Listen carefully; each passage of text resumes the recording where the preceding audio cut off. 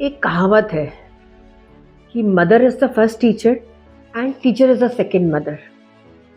तो टीचिंग और नर्सिंग ये दो प्रोफेशंस ऐसे हैं जिन्हें नोबल कहा गया है। Not even doctors, not in lawyers, कोई भी और प्रोफेशन को नोबल नहीं कहा गया है। एक टीचर्स एंड एक नर्सेस, ये इन दो प्रोफेशंस को हमारे समाज ने नोबल प्रोफेशन का दर्जा दिया है।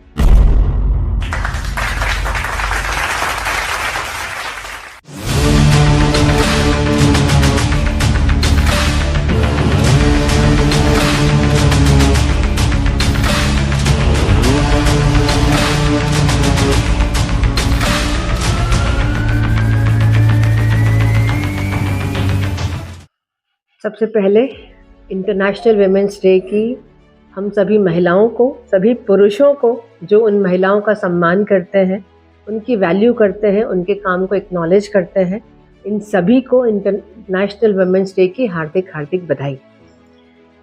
अब आते हैं मेरे जीवन परिचय पे। जैसा कि आपका सवाल था, मेरा बचपन, मेरी पैदाइश भोपाल की है और इनिशियल ईयर्स जो मेरे एजुकेशन के रहे हैं वो little flower higher secondary school Betul से मेरी पढ़ाई हुई है।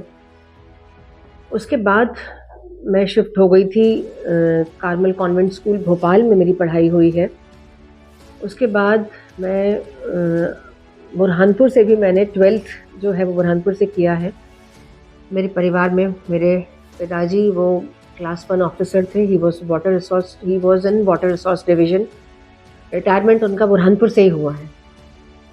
और उसके बाद 12th के बाद मैं चली गई थी आर्किटेक्चर की पढ़ाई करने। Basically I am an architect और अगर ब्रॉडर स्केल पे देखा जाए तो बुरहानपुर की पहली महिला आर्किटेक्ट हूँ मैं। शादी होकर मैं यहाँ आई। उसके बाद सन 2005 में हम लोगों ने कॉलेज की स्थापना की। इससे पहले मैंने इंदौर में IPS और IPT इन दो कॉलेजेस में as a lecturer architect, as an architect मैंने प्रोफेसर की पद पर कार्य किया। लगभग 3 साल मैंने वहाँ कॉलेजेस में वर्क किया। उसके बाद 2005 में हम लोगों ने अपना कॉलेज स्टार्ट किया एक कोर्स के साथ जो था पैरामेडिकल, और ये उसी बिल्डिंग में शुरू किया है जहाँ पर अभी आपका MK मेमोरियल स्कूल चल रहा है। उस बिल्डिंग में हम लोगों ने इस कॉलेज की शुरुआत की। 2011 में हम लोग अपने परिसर में शिफ्ट हुए। तो ये रही मेरी बचपन बहुत सुखद, बहुत हैपनिंग, जैसा सब बच्चों का होता है वैसा बीता। बहुत प्यार, बहुत अपनापन बचपन से मिला। गैजेट से दूर थे तो भरपूर हमने अपना बचपन जिया। हर वो चीज़ सीखी, हर वो नई चीज़ करी जो एक बच्चे को करनी चाहिए, वो हमने भी करी। पढ़ाई भी बहुत करी। I was a good student. और फिर उसके बाद ज़िंदगी जब आगे बढ़ती चली गई तो उसी फ्लो में हम भी बहते गए और वो फ्लो बहते बहते आज यहाँ तक आ गया। In that case I must admit कि I have been lucky, I have been fortunate enough. My father was a civil engineer and he was posted on a he was a class 1 officer and he wanted one of his children to become a civil engineer or architect. And architecture and civil engineer ये जो branches हैं ये hand in hand चलती हैं। हम लोग 3 बहनें थीं, मेरा कोई भाई नहीं है। तो पापा ये चाहते थे कि उनका एक बच्चा तो एटलीस्ट इसी लाइन में आगे जाए। तो उन्होंने उस वक्त जो उन्हें सबसे बेहतर लगा वो था आर्किटेक्चर। और उन्होंने मेरे आर्ट के प्रति इंक्लाइंड रवैये को देखते हुए, मेरा आर्ट के प्रति इंटरेस्ट शुरू से था, उन्हें लगा कि आर्किटेक्चर मेरे लिए बहुत परफेक्ट ब्रांच होगी और उन्होंने मुझे उस कॉलेज में एडमिशन करवाया। और उस वक्त हमारे लिए जो गूगल सफारी है वो हमारे पेरेंट्स हुआ करते थे। हमारे पेरेंट्स जो बोलते थे हम उसे मानते थे और हम उसी वही किया करते थे जो वो कहते थे। और हमें मालूम था कि वो हमारे लिए कभी गलत नहीं सोचेंगे या गलत हमारे लिए नहीं करेंगे। और इसीलिए मैंने आर्किटेक्चर किया, इसीलिए उस फील्ड में मैं गई। मेरे पापा हमेशा एक बात बोला करते थे जो मुझे आज भी याद है। वो कहते थे कि एजुकेशन जो है it is that platform on which you can stand and face the world. Education वो एक ऐसी चीज़ है जिसे कोई चोर चुरा नहीं सकता, वो कहीं छिन नहीं सकती। अगर आपके पास एजुकेशन का वेपन है, तो आप दुनिया को बहुत अच्छे से फेस कर सकते हैं, दुनियादारी की समझ आप में बहुत अच्छे से आ जाती है, और आपकी एक पर्सनैलिटी जो है वो एक डिफरेंट तरीके से ग्रो करती है। क्योंकि मैं जब उनसे सवाल किया करती थी कि देखो पापा, मैंने किया तो आर्किटेक्चर है, पर मैं अभी उस फील्ड में काम नहीं कर पा रही हूँ, मैं एजुकेशन की फील्ड में कर रही हूँ। तब मुझे वो ये सब चीज़ें बोला करते थे कि एजुकेशन जो है वो आपको दुनिया को फेस करने की समझ सिखाती है। फिर उसके बाद उन्हीं के इंस्पिरेशन से मैंने बीएड किया, एमएड भी मैंने फर्स्ट ईयर क्लियर किया। और क्योंकि मेरा ये मानना था कि जिस फील्ड में मैं काम कर रही हूँ उस फील्ड की भी मुझे समझ होनी चाहिए, इसीलिए मैंने उस फील्ड की भी पढ़ाई कर ली। तो आज जो नतीजा है वो आपके सामने है। ऐसे टर्निंग पॉइंट तो आते हैं जीवन में जहाँ पर ऐसा लगता है कि अब जीवन में कुछ बचा ही नहीं है, और वो टर्निंग पॉइंट था सबसे पहले मेरे पिता का जाना, उसके बाद मेरे फादर इन लॉ का जाना। क्योंकि ये दो ऐसे पुरुष थे मेरे जीवन में जिन्होंने मुझे बहुत मोटिवेट किया, जिन्होंने मुझे बहुत आगे बढ़ने की उनकी इच्छा भी थी और उन्होंने उसके रास्ते भी खोजे। एक मेरे पिता जिनकी वजह से आज मैं जो भी हूँ उन्हीं की वजह से हूँ, क्योंकि उन्होंने खुद बहुत सैक्रिफाइस किया। क्योंकि उनका जॉब ऐसा था कि वो बहुत छोटे शहरों में उनकी पोस्टिंग्स हुआ करती थी, पर उन्होंने मुझे अच्छी एजुकेशन देने के लिए उन्होंने मुझे एक कॉन्वेंट एजुकेशन देने के लिए हमें एक जगह स्टेशन किया, और वो खुद अकेले घूमते रहे। तो that was his sacrifice for my well being, और मैं कभी नहीं भूलूंगी इस चीज़ को। फिर जब मैं ब्याह कर आई, मैं यहाँ पर जब आई, तब मेरे ससुर जो फिर से मेरे पिता की जगह पर थे, इन दोनों ने मुझे बहुत बहुत संबल दिया, बहुत आगे बढ़ने की प्रेरणा दी। और जब ये दोनों एक एक करके जब जीवन से गए, तो वो एक टर्निंग पॉइंट था जीवन का, जहाँ बहुत हताश हुई थी मैं। और फिर वहाँ से आगे बढ़ने के लिए वो एक ऐसा लगा था कि एक जीवन में जो एक आप ये बोल सकते हैं कि एक हमारे जो भरोसा होता है कि जिसके भरोसे हम आगे बढ़ सकते हैं, जब वो चले गए तब थोड़ी मुश्किलों का सामना किया था। बहुत दिलचस्प सवाल है, बहुत ही इंटरेस्टिंग, क्योंकि ये जो अर्वाचीन इंडिया, अर्वाचीन का पहले मैं आपको मतलब बता दूं। अर्वाचीन का मतलब होता है नया, अत्याधुनिक, फ्यूचरिस्टिक, कंटेम्प्रेरी। तो हम लोगों ने 2005 में शिक्षा के क्षेत्र में कदम रखा। Professor Brijmohan Mishra institute of medical and technical sciences से कॉलेज की शुरुआत करी, जिसको पॉपुलरली बिम्स कॉलेज के नाम से जाना जाता है। बिम्स कॉलेज इस रीजन का पहला इकलौता ऐसा कॉलेज था जिसने रोज़गार उन्मुखी कोर्सेज की शुरुआत करी, जैसे पैरामेडिकल, नर्सिंग 2009 में हम लोगों ने स्टार्ट किया, जर्नलिज्म हम लोगों ने स्टार्ट किया। पैरामेडिकल में 5 कोर्सेज थे। फिर जो बेसिक कोर्सेज से इतर, उसके अलावा जो बायोटेक्नोलॉजी है, बायो इन्फॉर्मेटिक्स है, इंफॉर्मेशन टेक्नोलॉजी है, इन कोर्सेज में हम लोगों ने यूजी और पीजी प्रोग्राम्स हम लोग लेकर आए। हम लोग बीबीए बीसीए लेकर आए। हाल ही में हम लोगों ने एजुकेशन, जिसमें बीएड डीएड भी है, और फिर अब फार्मेसी, तो ये सारे कोर्सेज की हम लोगों ने शुरुआत की। ये था हमारा कॉलेज का सफ़र। जब कॉलेज की जर्नी चल रही थी, उस दौरान हम लोगों ने अर्वाचीन का एक सपना, स्कूल का एक सपना था कि हमारा ऐसा कुछ इंस्टीट्यूट्स हो जो यूजी टू पीजी काम करता हो। केजी टू पीजी काम करता हो, किंडरगार्टन से पोस्ट ग्रेजुएशन तक। तो 2016 में इस सपने को साकार करने का मौका ईश्वर ने दिया। 2016 में हम लोगों ने अर्वाचीन की स्थापना करी, और मात्र 265 बच्चों से 300 बच्चों का हमारा लक्ष्य था। 265 बच्चों से हम लोगों ने इस स्कूल की शुरुआत करी। वो एक रेंटेड बिल्डिंग में थी, और फिर 2019 में हम लोग इस परिसर में शिफ्ट हुए। ये जो परिसर आप देख रहे हैं, जो कैंपस आप देख रहे हैं, ये शहर के बीचों बीच है। ये 9 एकड़ का कैंपस है, और ये पूरी इसका जो कंस्ट्रक्शन है आप लोग देख ही रहे हैं, इसके जो ग्राउंड्स हैं। तो हम लोग बहुत बहुत मेहनत से और बहुत कोशिशों से हमने इस कैंपस को बनाया है, बहुत मेहनत से, बहुत बहुत जज्बे से इसका कंस्ट्रक्शन किया है और आज लगभग 1500 की स्ट्रेंथ के साथ में अर्वाचीन इंडिया की पहचान की मोहताज नहीं है।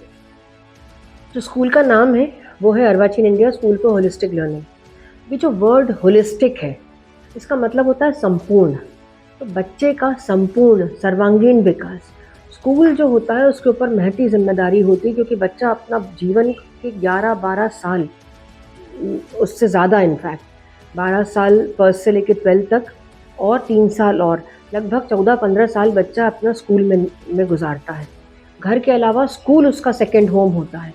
तो स्कूल एक वो संस्था होती है जो न केवल बच्चे के भविष्य का निर्माण करती है बल्कि बच्चे को एक संवेदनशील इंसान बनाने में भी मदद करती है। स्कूल एक वो संस्था है जहाँ बच्चा सब कुछ सीखता है और सब कुछ सीखना भी चाहिए। और ये जो होलिस्टिक है इसका मतलब यही है कि संपूर्ण, उसको सब कुछ पढ़ाई के अलावा भी एक स्कूल सिखा दे, या स्कूल जब सिखाता है तो वो वर्ड जो है होलिस्टिक वो सार्थक हो जाता है। तो स्कूल का जो टैगलाइन है Arvachin India School for Holistic Learning, ये होलिस्टिक वर्ड हमने इसीलिए ऐड किया कि बच्चे को एक संवेदनशील इंसान बनाकर हम इस दुनिया में, जब वो इस दुनिया में आए, जब वो इस दुनिया को फेस करने के लायक बने, तो वो एक परिपक्व संपूर्ण इंसान हो।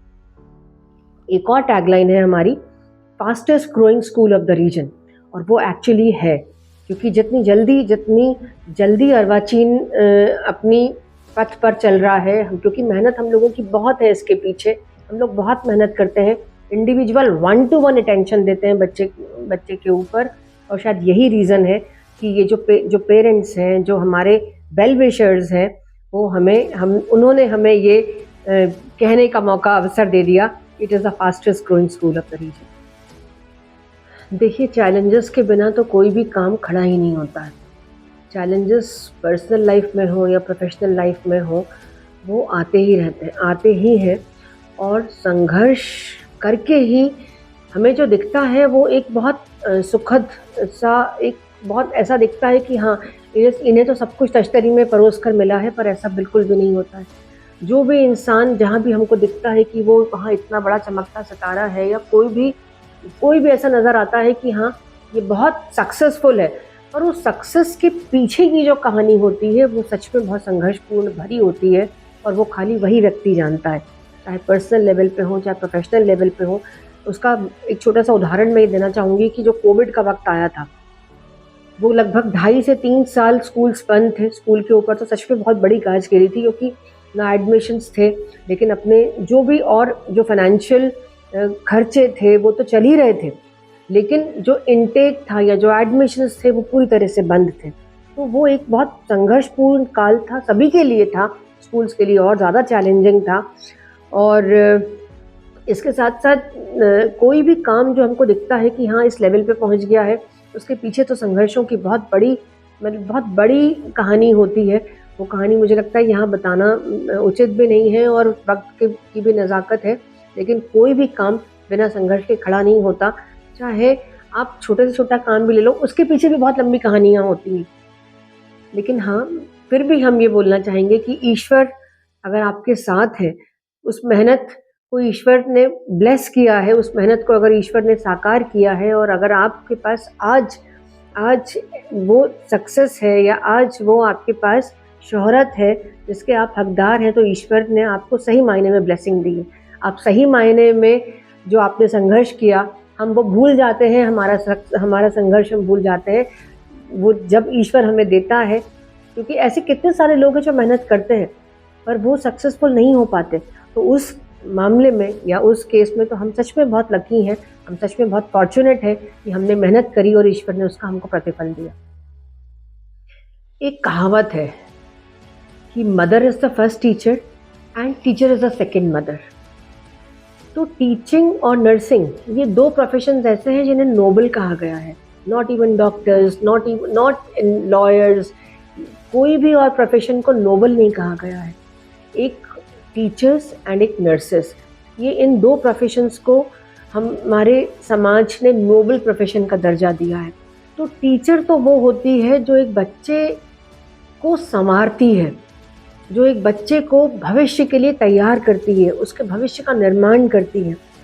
और टीचर बहुत अपने आप में बहुत बहुत महती भूमिका निभाती है, क्योंकि हम भविष्य का निर्माण कर रहे होते हैं। तो हमें गलती करने की कोई गुंजाइश ही नहीं होती है। अगर पुल गलत बन जाएगा, अगर कोई सड़कें गलत बन जाएँगी, वो टूट के दोबारा बन सकती हैं। लेकिन अगर एक बच्चे को हमने गलत गढ़ दिया, अगर एक हमने बच्चे के साथ खिलवाड़ कर दिया, तो वो जीवन भर उसी वैसा ही चलता रहेगा। वो कहानी हम सबने शायद सुनी होगी कि बच्चा जब पहली बार चोरी करके आता है, वो माँ टीचर भी कुछ नहीं बोलती, माँ भी कुछ नहीं बोलती, और फिर वो ऐसे करते-करते एक बड़ा क्रिमिनल बन जाता है। तो ये जो स्टोरी है, ये सच में बहुत सार्थक है, क्योंकि जो हम कर रहे हैं काम, वो इतना बड़ा काम है। इसीलिए हम लोग हमेशा एक चीज़ हम एक जो जब टीचर्स का अपॉइंटमेंट भी करते हैं या कोई टीचर बन रहा होता है, तो उससे ज़रूर कहते हैं कि you should be a teacher by choice and not by chance. कि कुछ नहीं और करने को मिल रहा तो चलो टीचर बन जाए, ऐसा कभी नहीं होना चाहिए। टीचर तो वो है जो, एक आप मान के चलिए, सृष्टि का जो निर्माण करने का जो अधिकार ईश्वर ने दिया है, वो माँओं को दिया है, माँओं के बाद टीचर्स को दिया है। क्योंकि आप एक बच्चे के भविष्य को गढ़ रहे होते हैं, तो उस जब आप ये प्रोसेस में गलती की कोई गुंजाइश नहीं होती है, आपको अपना पूरा 100% देना ही पड़ता है।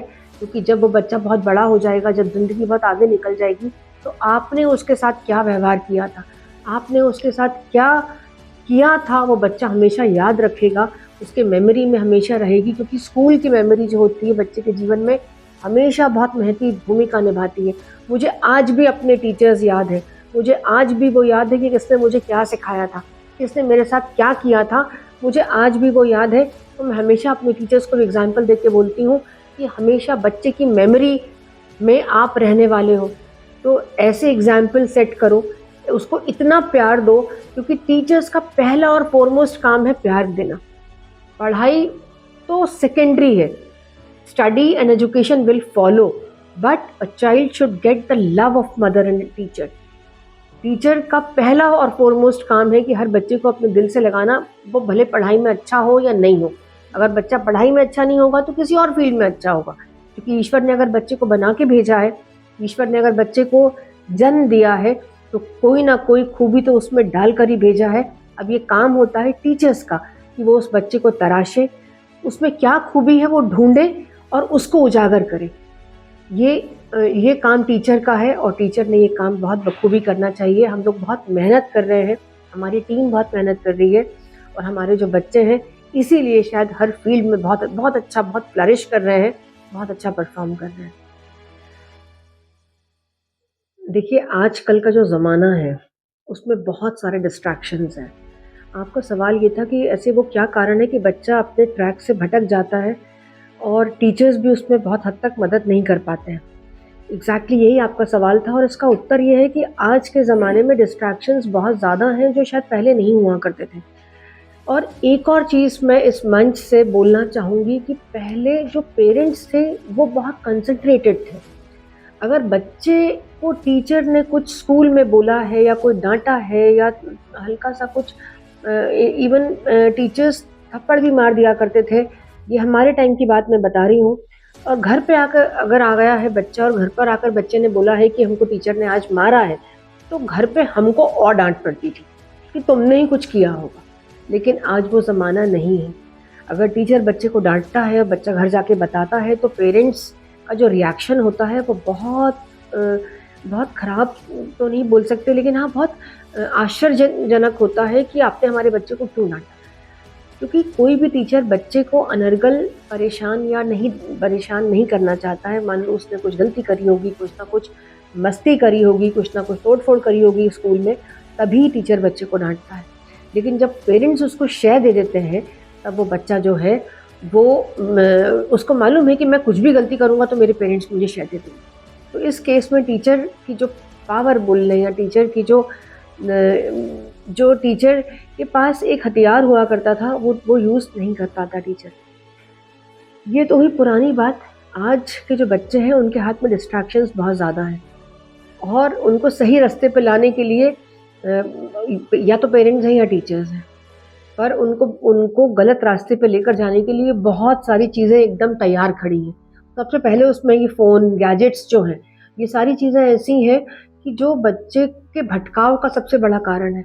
और इतना बेबस हैं पेरेंट्स भी बच्चों के सामने आजकल। टीचर्स तो चलिए, फिर उनकी तो अपनी लिमिटेशंस हैं, क्योंकि पेरेंट्स उनको उनको अपनी हद पार करने ही नहीं देते। पेरेंट्स खुद भी बहुत बेबस हैं, क्योंकि बच्चे सुनते ही नहीं हैं किसी की। अगर किसी, बहुत सारे केसेस हम लोग रेगुलरली देखते हैं कि मान लो फ़ोन नहीं दिया तो बच्चा खाना नहीं खा रहा है, फ़ोन नहीं दिया तो बच्चा स्कूल आने को तैयार नहीं है, फ़ोन नहीं दिया तो बच्चा बात करने को तैयार नहीं है, कमरे से आने को तैयार नहीं है। इस तरह के केसेस इतने ज़्यादा हम लोग आजकल देख रहे हैं, तो बहुत चैलेंजिंग हो गई है आज के दिन में पेरेंटिंग भी, और एज अ टीचर उनको सही रास्ते पे लेके आना। बस मेरा इतना सा रिक्वेस्ट है पेरेंट्स से कि अपने बच्चे को सही गलत का फ़र्क बताएं, उनके लिए क्या सही है उन्हें बताएं, क्योंकि बच्चा बहुत छोटा है, वो खुद अपने लिए चीज़ें डिसाइड नहीं कर पाता है। उन्हें ये बताना पड़ेगा कि आपका टीचर जो कह रहा है, टीचर जो समझाने की कोशिश कर रहा है, वो सही है। टीचर कभी गलत नहीं होता है। ये बात मैं सुन कर मतलब छोटी से बड़ी हुई हूँ। मेरे पेरेंट्स ने हमेशा मुझे ये बोला है कि अगर टीचर ने आपको डांटा है तो कुछ ना कुछ वजह रही होगी, कोई ना कोई गलती आपने करी होगी। टीचर कभी गलत नहीं होता है। ये बात मैं सुनते सुनते बड़ी हुई हूँ, लेकिन आज ये इस बात में भी डाइल्यूशन है। पेरेंट्स को चाहिए कि वो टीचर्स की इम्पोर्टेंस अपने बच्चों की नज़रों में बनाएं, कि अगर टीचर ने आपको डांटा है तो कहीं ना कहीं आप ही की गलती होगी। और ये हमेशा एक बात मैं बोलती हूँ, एक बच्चे का सर्वांगीण विकास तभी होता है जब पालक, बालक, शिक्षक ये त्रिवेणी काम करती है, तब बच्चे का सर्वांगीण विकास होता है। उसके बिना अगर हम चाहें भी तो हम अकेले कुछ नहीं कर सकते एज ए टीचर, आप अकेले कुछ नहीं कर सकते एज ए पेरेंट। जब हम मिलते हैं तभी हम बच्चे को सही रास्ते पर या उसका सर्वांगीण विकास करने के लायक बनते हैं। बस मेरा तो एक ही टैगलाइन है कि हम काम करते हैं दिल से। ये मेरी टैगलाइन है, क्योंकि ये जो और आप बार बार एम्पायर कह रहे हैं, ये बिल्कुल कोई एम्पायर नहीं है। ये छोटा सा स्कूल है, सिर्फ 8 साल का छोटा बच्चा है ये, जिसमें से 3 साल कोविड के निकल गए। तो अगर मोटे तौर पे देखें तो ये सिर्फ 5 साल का छोटा बच्चा है, जो अभी भी क्रॉल कर रहा है, या क्रॉल बस खड़ा हुआ ही है, चलने के लिए खड़ा हुआ है। और इन 5 सालों में हाँ, हम लोगों ने मेहनत बहुत करी, बहुत बहुत हिम्मत रखी, क्योंकि बहुत टफ़ टाइम भी आया। और बहुत टफ़ टाइम आता है जब आप इस तरह का कुछ बड़ा काम करने की सोचते हैं। लेकिन जो सर का विज़न है, जो मेरी मेहनत है, उसी ने इस सपने को साकार किया। सपना तो यही है कि अर्वाचीन बहुत बहुत बड़ा करे, पूरी देश दुनिया में नाम कमाए। जो हमारे बच्चे हैं वो बहुत संवेदनशील इंसान बनकर निकले, वो एक ऑटोमेटॉन्स नहीं बने, वो एक जिम्मेदार, एक संस्कारी, एक संवेदनशील नागरिक बन के, क्योंकि अपनी जीविका कमाने के लिए तो सभी लोग बहुत काम करते हैं, बहुत मेहनत करते हैं, लेकिन at the end of the day I don't want them to become the automatons, I don't want them to become the computers, the robots। वो नहीं बनना है। इंसान इंसान के काम आए, वो समाज के काम आए, वो देश के काम आए। मैं चाहती हूँ कि मेरे बच्चे वैसे नागरिक बने, वैसे एक जिम्मेदार नागरिक बने, जो अपने परिवार के, सबसे पहले तो अपने परिवार के काम आए, समाज के काम आए, देश के काम आए, वो जुड़े इन सब से। हमारा जो मूल मंत्र है जिस पर हम काम करते हैं वो इंटीग्रल ह्यूमनिज्म है, एकात्म मानववाद है, जिसका की प्रिंसिपल है जुड़ाव या कनेक्ट। तो जब तक हम जुड़े रहेंगे, अपने पेरेंट्स से जुड़े रहेंगे, अपने बच्चों से जुड़े रहेंगे, बच्चे टीचर से जुड़े रहेंगे, टीचर्स हमसे जुड़े रहेंगे, तभी ये संसार आगे बढ़ेगा। अगर वो जुड़ाव ख़त्म हो गया, हमारे बच्चे प्रकृति से जुड़े रहेंगे, ये जुड़ाव ख़त्म हो गया तो हम भी ख़त्म हो जाएंगे। तो इसी प्रिंसिपल पे हम लोग काम करते हैं। हाँ, परेशानियाँ आती हैं, चैलेंजेस आते हैं, लेकिन उन्हें दूर करके आगे बढ़ना और एक बहुत कंड्यूसिव, बहुत पॉजिटिव एनवायरनमेंट क्रिएट करना, जहाँ पे जो मेरे जितने भी फैमिली मेम्बर्स हैं, जो टीचर्स के रूप में यहाँ पर काम कर रहे हैं, जो बच्चों की इतनी देखभाल करते हैं, इतनी मेहनत करते हैं, क्योंकि मैं जानती हूँ कि कितना डिफ़िकल्ट और कितना चैलेंजिंग काम होता है टीचर्स का। उन्हें सच में बहुत बहुत मल्टीटास्किंग करनी पड़ती है। पढ़ाने के साथ साथ स्कूल की और बहुत बड़ी बड़ी जिम्मेदारियाँ होती हैं जो टीचर्स को करनी होती हैं, और बखूबी वो कर रहे हैं। इसीलिए अर्वाचीन आज यहाँ खड़ा है कि आप मेरा इंटरव्यू ले रहे हैं, और मैं इस लायक इन्हीं लोगों की वजह से बनी हूँ, अपनी टीम की वजह से बनी हूँ कि मैं यहाँ पर बोलने, मैं उनको मतलब क्रेडिट सारा जो है मैं उन्हीं को देती हूँ, क्योंकि टीम के बिना तो मैं कुछ भी नहीं हूँ। मैं अकेली कुछ भी नहीं कर सकती। ये टीम है, अर्वाचीन की जो टीम है वो सच में इतनी ब्यूटीफुल टीम है, इतनी हार्ड वर्किंग टीम है कि अगर मैं बोलूँ मुझे कुआँ खोदना है रात को, उसमें से कल पानी निकाल के पीना है, तो वो भी कर देंगे।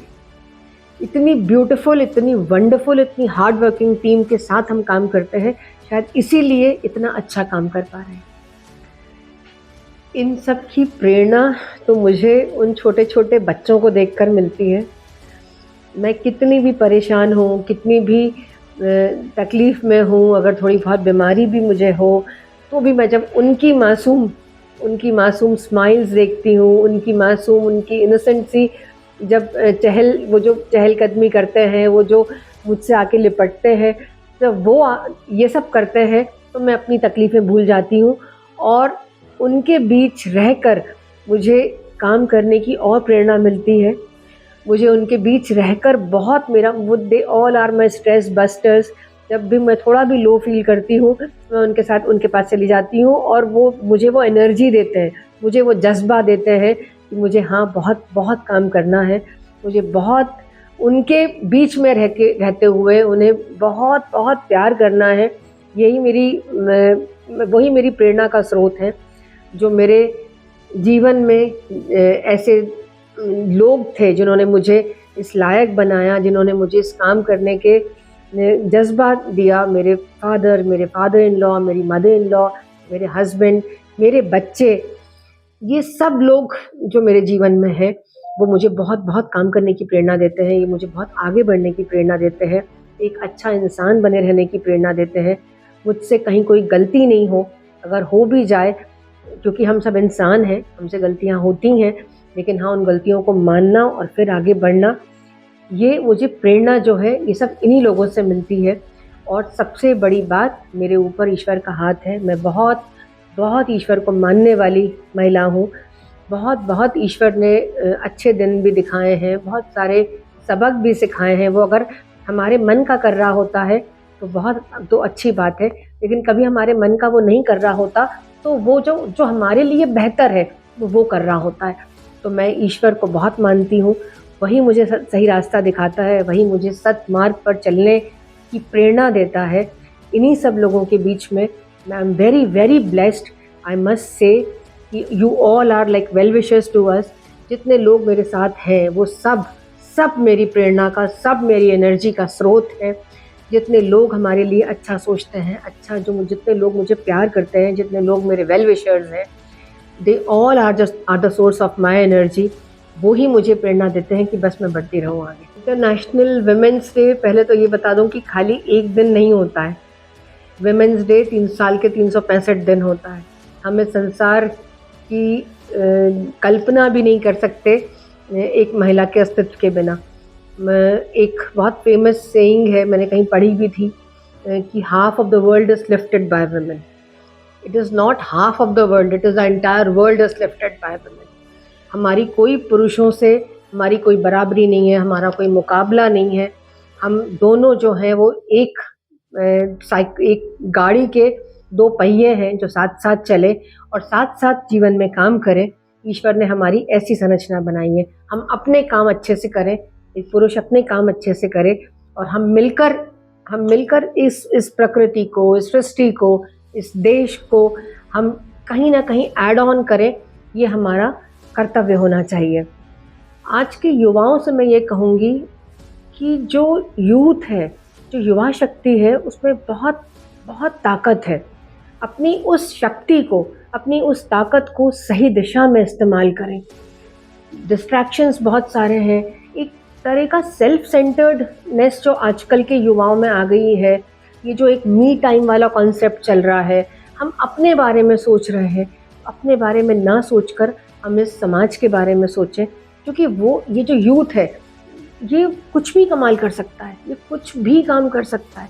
तो ये जो शक्ति है, इसको सही दिशा में चैनलाइज करिए, अपने समाज के लिए कुछ करिए, अपने देश के लिए कुछ करिए, अपने लोगों के काम आइए, क्योंकि हम पैदा हुए, हम अपने लिए जिए और अपने लिए मर गए, ऐसा तो एनिमल्स भी करते हैं। हमें अगर